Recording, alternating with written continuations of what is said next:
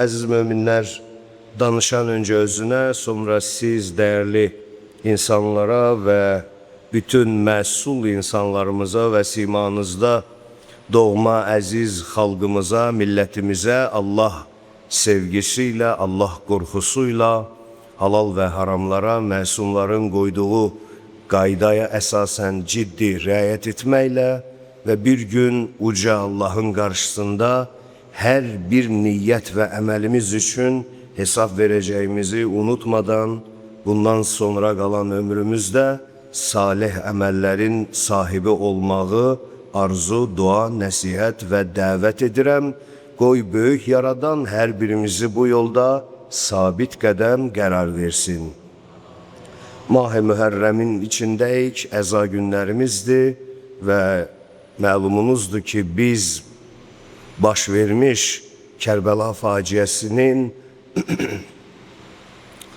əhəmiyyətini müzakirə eləməyə çalışırıq. Hər gecəki söhbətlərimizdə çalışırıq ki, Peyğəmbər ailəsinin başına gətirilmiş bu acı müsibətin səbəblərini tanış olaq və bu səbəblərini müasir dünyamızda yaxşı mənada özümüz üçün nəticə çıxardaq və əziz Peyğəmbərimizin dediyi sözə əsasən Hüseyin salamullahi aleyh nicat gəmisidir və hidayət çırağıdır. Bu sözü müasir dünyamıza və müasir zamanımıza dartıb gətirə bilək.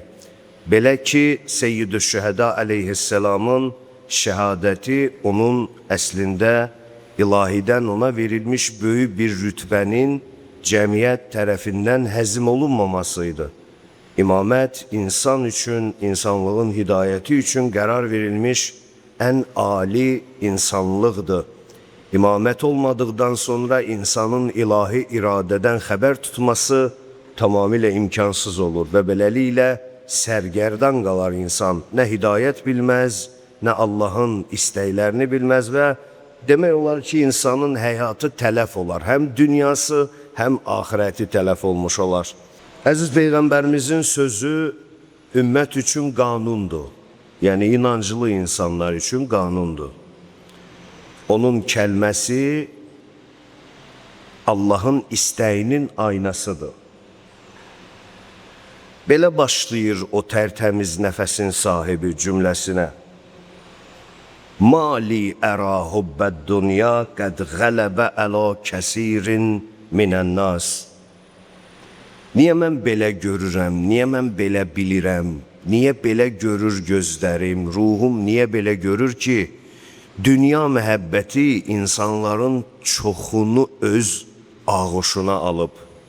Dünya məhəbbəti nədən bu insanların çoxsuna qalib gəlib? Niyə mən belə görürəm? Yaşadıqca, bildikcə, insanları tanıdıqca nədən Peyğəmbər olaraq insanların çoxsunun dünyaya və dünya həvəslərinə məğlub olduğunu görürəm? Yəni, demək istəyir ki, bu yaxşı bir hal deyil insan üçün.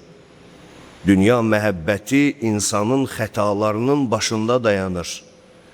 Yəni, o dünya ki, axirətlə müqayisədə daha çox sənə yaxın gəlirsə əgər, o dünya məhəbbəti ki, axirət müqabilində onu seçirsənsə, belə bir dünya məhəbbəti ilahi baxışda heç də məqbul sayılmır. Nədən?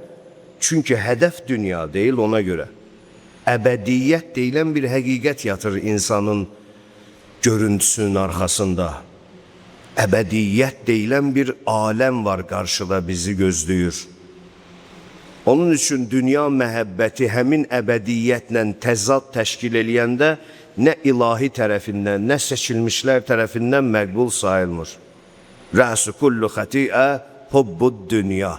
Dünya məhəbbəti bütün xətaların başında dayanır. Hər şey bunun üçün edir insan evladı. Haram qazanmaqlar, yalan danışmaqlar, nə bilim, xəyanət etməklər, nə deyirsən deyən, nə deyirsən de, hamısı gəlir bunun, yəni dünya məhəbbəti nöqtəsindən başlayır qaynaqlanmağa. Dünyanın axirətlə müqabilindəki necə kiçik olduğunu hiss eləyən böyük, dahi qəlb sahibləri heç vaxtı çönüb dünyaya baxmayıblar. Bundan nümunə olaraq özünüzə Peyğəmbərimizin davranışlarını da götürə bilərsiniz, əziz möminlər. O qədər dünya məhəbbəti insanlara qalib gəlib ki, hətta kəənnəl məvtə fi hazihid dünya əla qeyrihim kətəb və ya kutib. O qədər dünya insanın gözünü tutur ki, bəzən elə bilir ölüm başqası üçündür ancaq. Ona heç bir ölüm yoxdur. İnsan bəzən elə bilir ki, ölüm bir başqasına yazılıb, bunun özünə ölüm yazılmayıb. Nədənsə maraqlıdır, insan evladı daim müzakirələri, daim eyb axtarmaqları, daim nəyisə başqasında olmasını axtarır. Heç özünü düşünmür insan. Çox insanlar bu cürdür və bu insanı yaradandan uzaq salan səbəblərdən biridir. Yaradana yaxın eləyən insanı dəyər özünü müzakirə eləməkdir. Birinci özündən başla hələ. Heç başqasıyla nə işin var sənin? Çünki sən başqası dediyin ünvanı bildiyin qədər bilmədiyin tərəfləri də var. Sən belə görürsən, elə bilirsən ki, elədir. Nədənsə insan evladı çalışır ki, hey başqasını müzakirə eləsin, hey başqasında eyb axtarsın, hətta nə bilim başqalarını müzakirə eləmə həvəsi insanın cahilliyindən başqa bir şey göstərmir. Özünlə mübarizə apar, özünün nəfsini təzkiyə eləməyə çalış. Bilirsən nə qədər boşluqlar var, hələ doldurmalıyıq biz onları. Peyğəmbər buyurur, mən niyə belə görürəm ki, dünya məhəbbəti insanların içində böyük bir qələbə çalır. Sanki doğruluq və həqiqət və kəənnəl həqqə fi hazihid dünya əla qeyrihim vəcəb. Elə bil ki, həqiqət və doğruluq başqaları üçün yazılıb, insan üzərində deyil o. Çox diqqətli olun möminlər. Birinci islahdan danışmaq istəyirsinizsə, özünüzü tanıyın, özünüzü müzakirə eləyin, özünüzü araşdırın. Doğrudan da özünüzü ancaq özünüz tanıya bilərsiniz. Kənar sizə özünüz qədər can yandırmaz, heç vaxt. 1-2% nəsə məsləhət verə bilər, amma heç vaxtı o canı sizə yandırmaz. Amma özünüzə yaxşı diqqət eləyə bilərsiniz.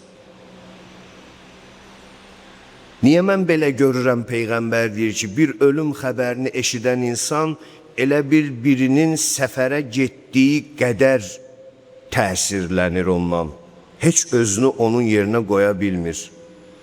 Belədir də, getdik, qoyduq, qəbrə çıxdıq, gəldik, vəssalam, unuduldu, getdi. Hələ indiki insanlar ümumiyyətlə, elə yolda unudurlar bütün hər şeyi. Amma keçmiş insanlar biraz fərqli idi, onların biraz əxlaqi səciyyələri yüksək idi. Onlar bir balaca can yandırardılar. İndikilər belə deyil, elə yolda apara hər şeyi unudurlar. Tez qoyaq, tez çıxaq, tez gələk. Amma bilsə ki, bir can öləndə o can üçün hansı mərhələlər başlayır, o nələrdən keçməlidir, o nələrə hesab verməlidir, o özünü onun yerinə qoyub biraz düşünər. Orada peşman olur çox insan ki, mən ömrümü bunun fikirlərində zayi elədim.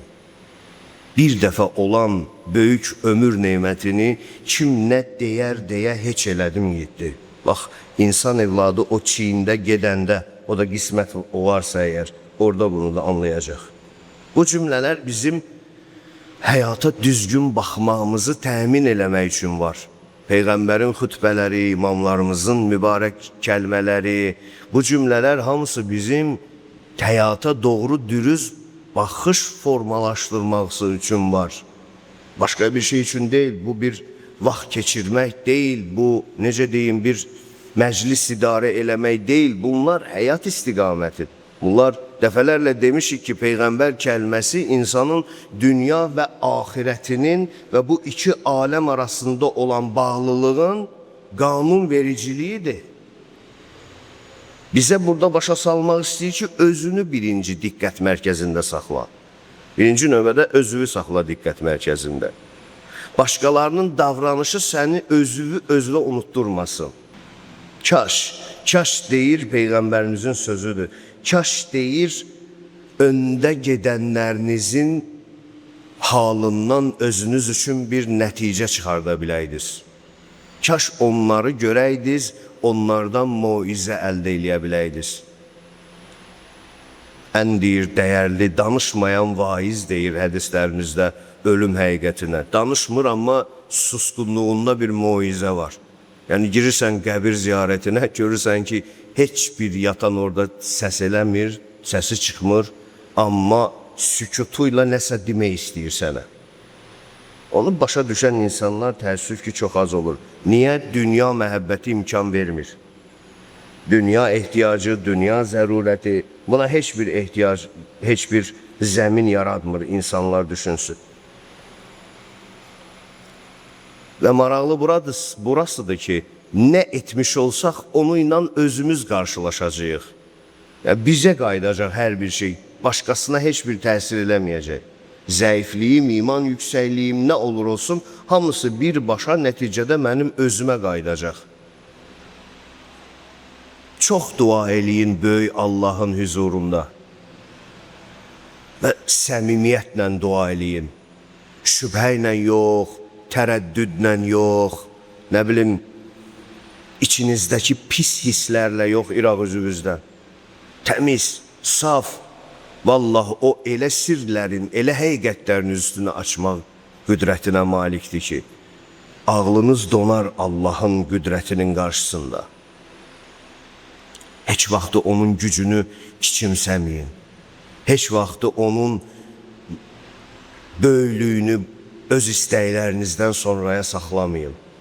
Bu, mənim sizə bir din xadimi olaraq, bir dost, qardaş olaraq çıxışımdan olan bir tövsiyəmdir.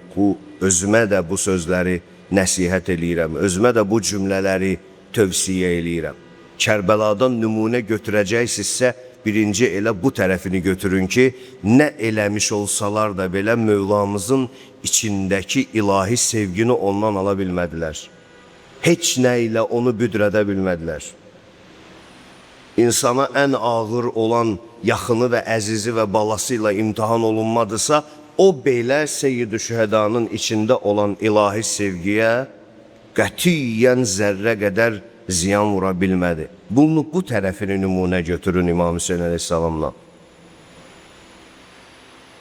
Heç nə. Amma biz elə insanlarıq ki, düşdüyümüz vəziyyətə görə əhvalımız dəyişir. Qorxuram ki, bu dəyişən əhval bizim imanımıza da təsir edə bilər. Qorxuram ki, dəyişən hər bir şey bizdən də nəysə alıb apara bilər və sonra anladığımız zaman gec olar bizim üçün. Bundan qorxuram və qorxmalıyıq da, hamımız qorxmalıyıq. Həyatın insanla zarafatı yoxdur. Verilən ömür insana güzəşt eləmir. Məgər görmürsünüzmü dünyada yaşamaq üçün nə qədər mübariz olmaq lazımdır? Məgər görmürsünüzmü dünyanın seli, şimşəyi, zəlzələsi nə qədər amansızdır, nə qədər güclüdür? Bunu hiss eləmirsinizmi? Məncə hamı çox yaxşı hiss edir. Allahdan istəyək ki, verdiyi ömrü boş və bihudə xərcləməmiş olaq. Verdiyi bu həyatı, bu nəfəsi onun istədiyi kimi istiqamətləndirə bilək. Buna görə bir-birimizə duaçı olaq, əziz möminlər. Peyğəmbərimizin cümləsi ilə davam eləyirəm. Şəfaatçı olsun ruhu ölənlərimizə, ruhu bizə duaçı olsun inşallah. O böyük, ən üstün olan insanın, qurban olsun mənim günahkar canım ona. Tuba limən şəğələhu xavfullah min xavfin nas. Xoş o insanın halına ki, Allah qorxusu insanlardan qorxmağı Allah qorxusu daha çoxdur onun üçün. Nəinki insandan və cəmiyyətin qınağından qorxması. Xoş bu insanlarla. Cəmiyyətin təsir qüvvəsinə baxın. Allah qorxusu azalır, insanların qorxusu çoxalır. Qohumlardan gələn təzyiq, qonşulardan gələn təzyiq, cəmiyyətdən gələn təzyiq, nə bilim, təzyiqlər ona o qədər ağır gəlir ki, Allahdan gələ biləcək təzyiqi ikinci mərhələyə saxlayır. Və bu bəs eləyir insanın Allahla arasında olan küskünlüyə. Kifayət eləyir.